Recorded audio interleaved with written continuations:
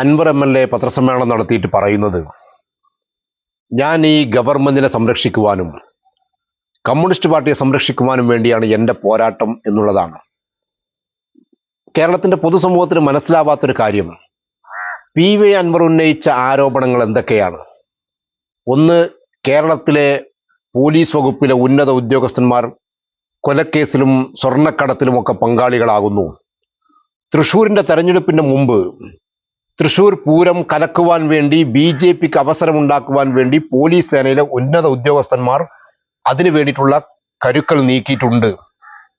ഇവിടുത്തെ സ്വർണ്ണക്കടത്തുമായി ബന്ധപ്പെട്ട് ആളുകളെ അടുത്തു നിന്ന് ലഭിക്കുന്ന സ്വർണം ഇവിടുത്തെ പോലീസിലെ പ്രഗത്ഭരായ ഉദ്യോഗസ്ഥന്മാർ അറിഞ്ഞുകൊണ്ട് അതിൽ നിന്ന് വിഹിതങ്ങൾ കൈപ്പറ്റിയിട്ടുണ്ട്.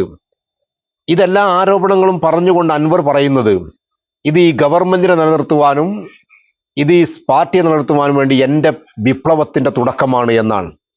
എന്നാൽ ആരാണ് ഈ വിപ്ലവത്തിന് തടസ്സം നിൽക്കുന്നത്? ADGPയുടെ പേരിലും SP പേരിലും കൃത്യമായ ആരോപണം ഒരു മെമ്പർ ഓഫ് ലെജിസ്ലേറ്റീവ് അസംബ്ലിയിൽ അംഗമായിട്ടുള്ള ഒരാൾ പറഞ്ഞിട്ടും ആരാണ് ഇത് ഗൗരവത്തിൽ എടുക്കാതിരിക്കുന്നത്? ഇത് എടുക്കാതിരിക്കുന്ന ആൾ കേരളത്തിന്റെ ആഭ്യന്തര വകുപ്പ് മന്ത്രിയാണ്. PV അൻവർ സർക്കാരിനെ സംരക്ഷിക്കുവാനും പാർട്ടിയെ സംരക്ഷിക്കുവാനും പോരാട്ടം നടത്തുന്നുവെങ്കിൽ ആരാണ് ഈ പാർട്ടിയെ സംരക്ഷിക്കാതിരിക്കാൻ വേണ്ടി ഒളിച്ചുകളി നടത്തുന്നത്?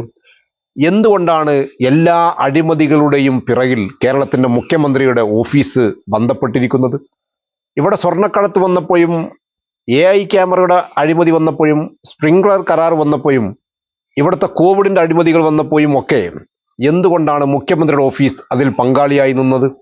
അപ്പൊ എല്ലാത്തിൻ്റെയും പ്രഭവ കേന്ദ്രം കേരളത്തിന്റെ മുഖ്യമന്ത്രിയുടെ ഓഫീസാണ്. അവിടെ നിന്നാണ് ഇതിന്റെ തുടക്കം. എല്ലാ അഴിമതിക്കും കൂട്ടുനിൽക്കുന്നത് കേരളത്തിന്റെ ആഭ്യന്തര വകുപ്പാണ്.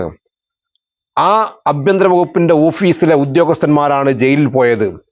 അതേ ആഭ്യന്തര വകുപ്പിലെ ഓഫീസിലെ മുഖ്യമന്ത്രിയുടെ സെക്രട്ടറിയാണ് ഇതിന് കൂട്ടുനിൽക്കുന്നത് എന്ന് പറയുകയാണ് അൻവർ. എന്നിട്ടും ഇത് നിയന്ത്രിക്കാൻ കഴിയാത്ത ആൾ ആരാണ്? അത് കേരളത്തിന്റെ മുഖ്യമന്ത്രി മാത്രമാണ്. പാർട്ടിയെ സംരക്ഷിക്കാൻ വേണ്ടി അൻവർ, ഗവൺമെന്റിനെ സംരക്ഷിക്കാൻ വേണ്ടി അൻവർ. എന്നാൽ മുഖ്യമന്ത്രിയോ അദ്ദേഹത്തിന്റെ കുടുംബം സംരക്ഷിക്കാൻ വേണ്ടി മാത്രം ഒരു ഭരണ സംവിധാനത്തെ ഉപയോഗപ്പെടുത്തുന്നു എന്ന് പറഞ്ഞാൽ കമ്മ്യൂണിസ്റ്റുകാരായിട്ടുള്ള വിപ്ലവകാരികൾക്ക് എന്തേ നാവില്ലാതെ പോയത് എന്ന ചോദ്യം ഈ സമൂഹത്തിനിടയിൽ ബാക്കിയാവുകയാണ്.